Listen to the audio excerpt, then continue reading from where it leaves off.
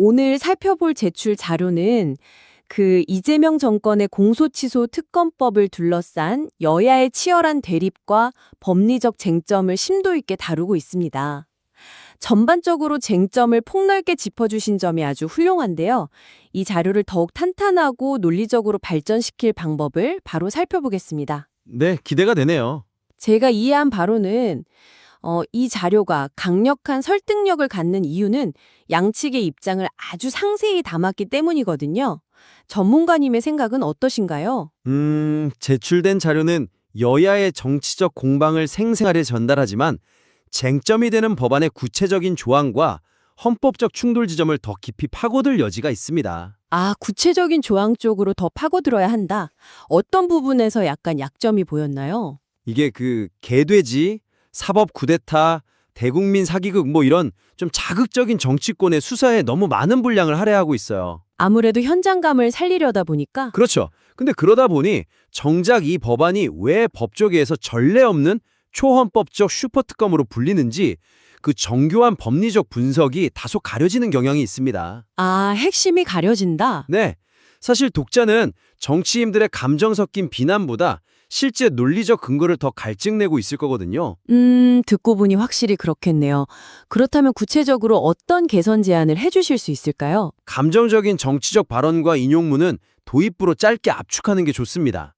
그리고 핵심 법안의 구체적인 권한이 기존 사법체계와 어떻게 충돌하는지 객관적으로 검증하는데 분석의 중심을 이동시켜야 합니다. 완전히 무게 중심을 옮겨야 한다는 거군요. 맞아요.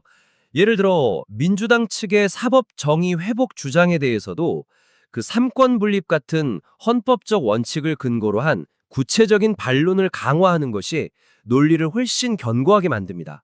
아, 삼권 분립이라는 확실한 근거를 대라? 그럼 원고에 바로 적용할 만한 구체적인 예시가 있을까요? 예를 들어서 정치인의 발언을 단순히 나열하는 대신 특검법 제8조의 사건 이첩 권한, 그리고 제29조의 형량 감면 권한, 이걸 별도의 소제목으로 쫙 분리해서 분석해 볼 수 있습니다. 아예 소제목으로 빼서 조항별로 해부하는 방식이군요. 비유하자면 약간 스포츠 경기에서 그 관중석의 야유보다는 그라운드 위 선수들의 구체적인 반칙 상황에 카메라 초점을 맞추는 방식. 그런 참신한 통찰이 되겠네요. 네, 정확합니다. 관중석의 소음보다 실제 파울이 일어나는 장면을 보여줘야죠. 맞습니다.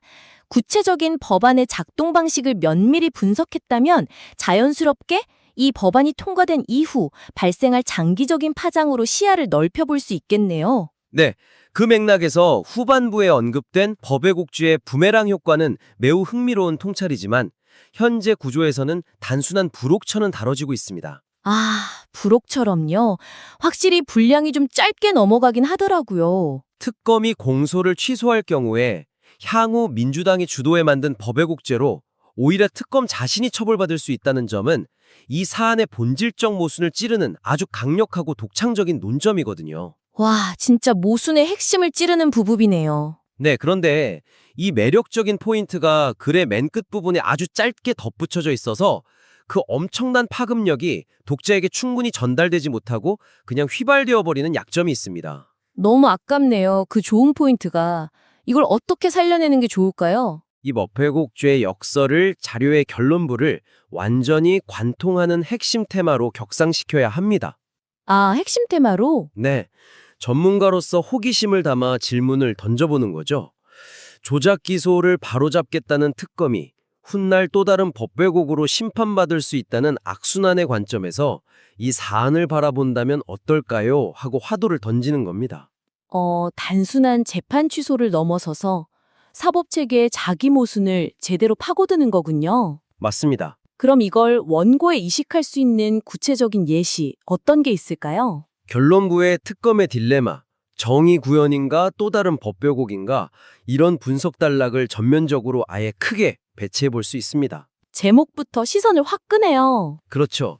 그리고 향후 정권이 교체되거나 여소야대 국면이 도래했을 때 현재의 초헌법적 특검이 어떻게 다시 수사 대상이 될 수 있는지 보여주는 구체적인 가상 시나리오를 추가하는 방안도 훌륭한 대안 중 하나가 될 겁니다. 와, 가상 시나리오까지 들어가면 독자 입장에서는 논리적으로 완전히 설득될 수밖에 없겠네요. 이러한 단기적 모순과 장기적인 파장을 독자가 길을 잃지 않고 소화하려면 전체적인 글의 뼈대 자체를 다시 잡는 작업이 필수적이겠군요. 네, 맞습니다. 여기서 당장의 정치적 이해관계와 장기적인 사법제도의 선례라는 두 가지 차원이 홍제되어 있어 논지의 초점이 흐려질 위험이 있습니다. 초점이 흐려진다. 구체적으로 어떤 내용들이 섞여 있어서 그런가요? 이재명 대통령 개인의 1심 재판 중단이라는 건 당면한 정치적 현실이잖아요. 그렇죠. 지금 당장 눈앞에 있는 일이죠. 그런데 이 내용과 특별 전담 판사 보임 그리고 공수처 우선 적용 같은 국가 사법 시스템의 영구적 변형이라는 구조적 결과가 하나의 흐름 속에 마구 뒤섞여서 서술되어 있습니다. 그러니까 단기적인 거랑 장기적인 게 막 엉켜 있다는 말씀이시죠? 네, 이로 인해 독자는 무엇이 더 시급하고 중요한 문제인지 우선순위를 정하기가 아주 어렵습니다. 듣고 보니까 글을 읽으면서 길을 잃기 딱 좋겠네요. 그렇다면 이 구조를 어떻게 개편하는 게 좋을까요? 자료의 구조를 단기적 파장과 장기적 선례라는 두 가지 명확한 축으로 완전히 분리하여 재구성하는 것을 제안합니다. 명확하게 정리되어 있네요. 하지만 우리가 이 사건의 의미를 정치적 차원과 제도적 차원으로 엄격히 구분하여 접근한다면 독자의 이해도가 훨씬 높아지지 않을까요? 네, 바로 그 점입니다.